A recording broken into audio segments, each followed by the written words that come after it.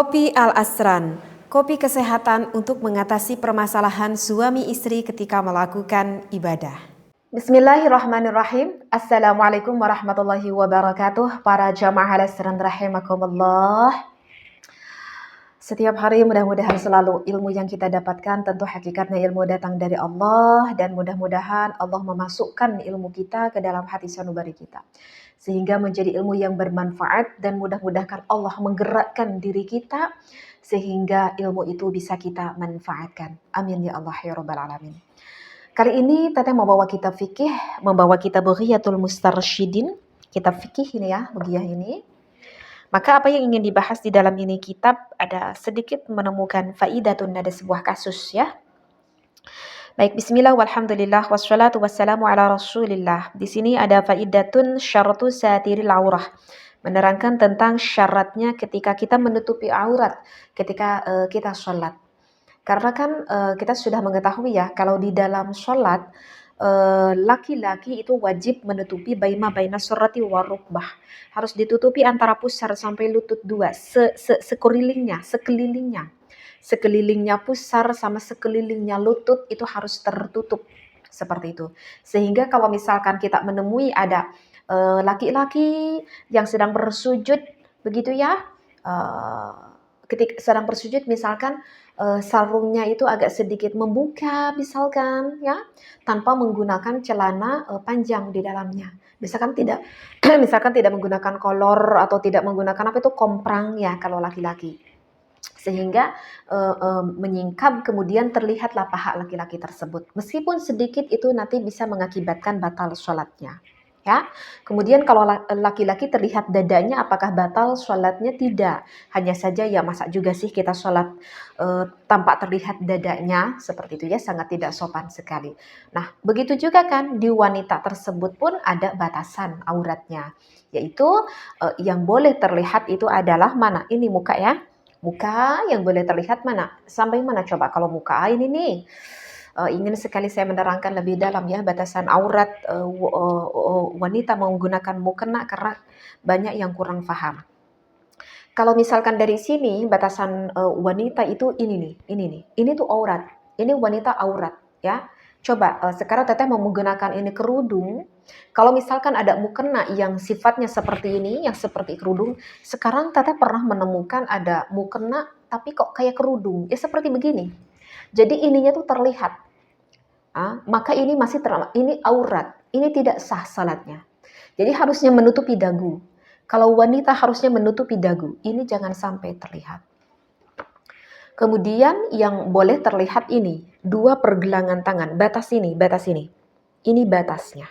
Ini batasnya, ya. Nah, ini yang tampak terlihat ini sudah termasuk aurat jika di dalam sholat. Terkadang kan kita suka menemui ada yang sholat hanya menggunakan pakaian saja, tapi kan ini panjang teh. Iya, ini pakaian teteh juga sama panjang. Tapi coba ketika ketika kita bertakbir, ininya terlihat. Meskipun ini hanya terlihat segini, ini bisa mengakibatkan tidak sah sholatnya. Ya, makanya kalau mukena itu kan suka ada apa itu? Suka ada yang menutupi ke sini ya. Kalau mukena satu geblus gitu kan, suka ada yang menutupi ke sini. Ya, kemudian di sini ada tali. Ini fungsinya tali itu adalah agar ketika wanita bertakbir Allah, ini mukena ini dikarenakan ada tali, maka ini posisi ini akan selalu tertutup. Seperti ini. Sehingga ketika wanita Allah, ini masih apa? Tertutup. Dikarenakan ada tali yang menguatkan agar ininya tidak ke bawah. Tetap di sini. Itu batasan aurat wanita. Dan yang menjadikan batasan aurat itu sekeliling dari tubuh kita itu juga termasuk aurat. Yang tidak termasuk aurat itu adalah asfal, dari bawahnya. Kalau dari bawah itu tidak aurat. Tetapi kalau dari sekelilingnya itu termasuk aurat. Maka wahai sekarang yang mendengarkan para jamaah Al-Asran, para perempuan, para istri, ibu-ibu, anak gadis, ataupun para suami yang udah mempunyai istri juga anak perempuan, tolong diperhatikan. Kalau misalkan istri Anda, anak Anda perempuan menggunakan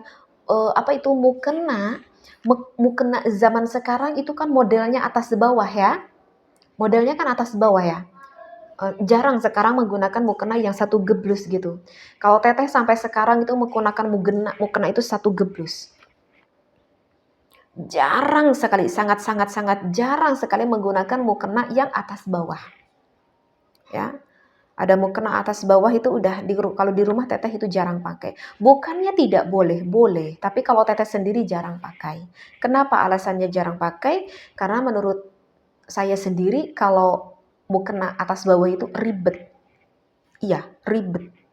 Kenapa ribet? Karena apalagi sekarang itu aneh-aneh itu ya. Kayaknya membuat mukena itu nggak paham ilmu deh kayaknya.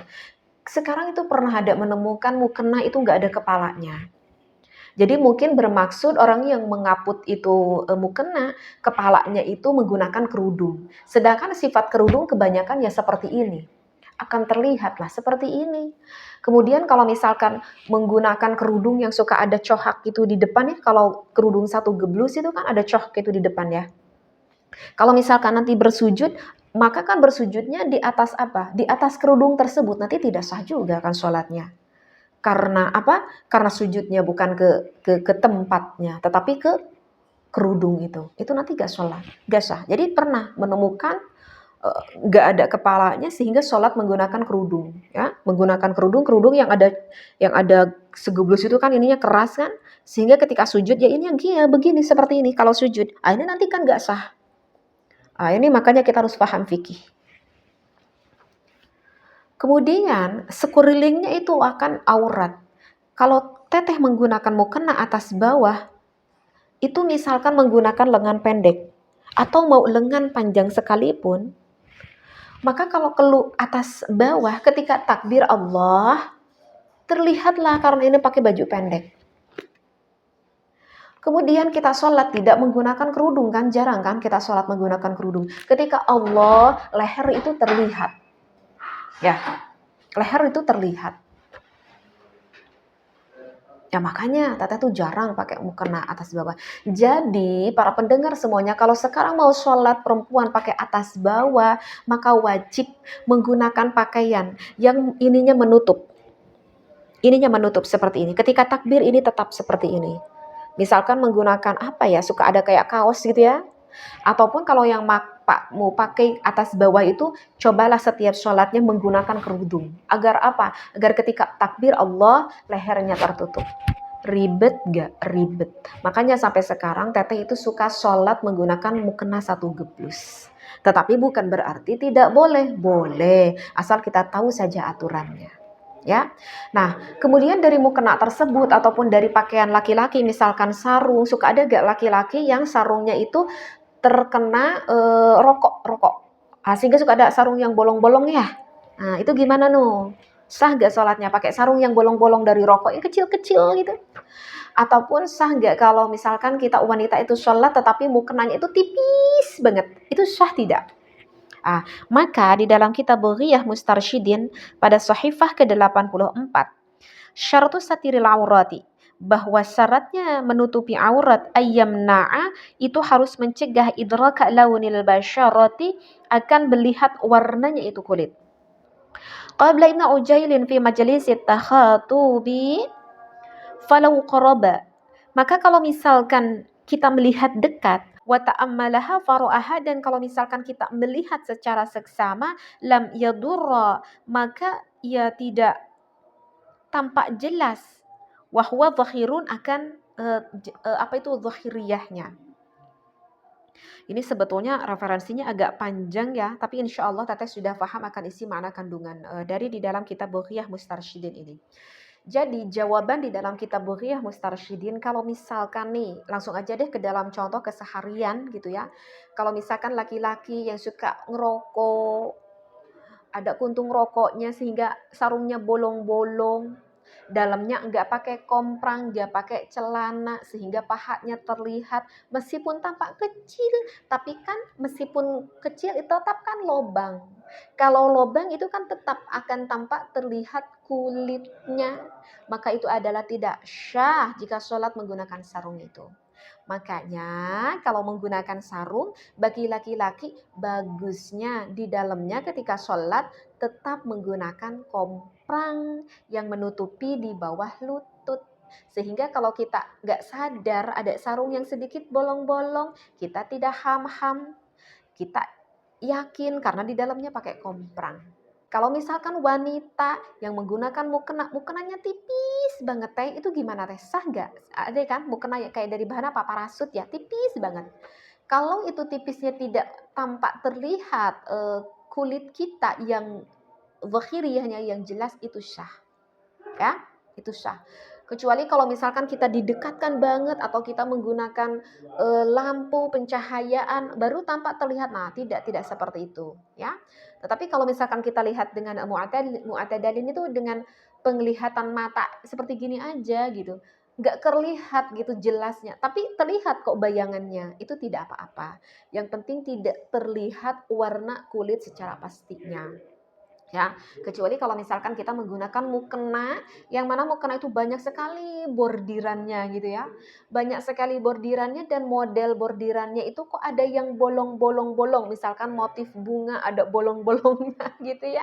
Sehingga kita di dalamnya nggak pakai pakaian gitu ya, nggak pakai pakaian, terlihat kulit kita. Nah, kayak sarung tadi contohnya. Nah, baru itu tidak syah gitu ya.